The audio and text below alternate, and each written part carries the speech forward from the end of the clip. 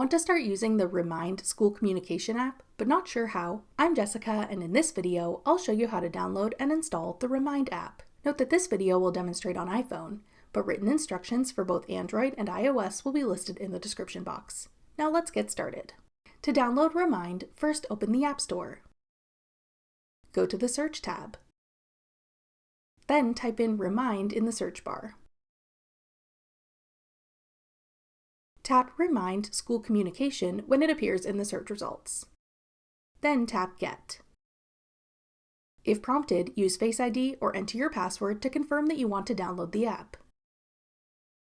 Wait for the installation to complete. Then tap Open to start using the Remind app. That's all it takes to download Remind. Want to try out an app to help you study? Check out this tutorial next. Click the video on your screen now to watch. Thanks for watching.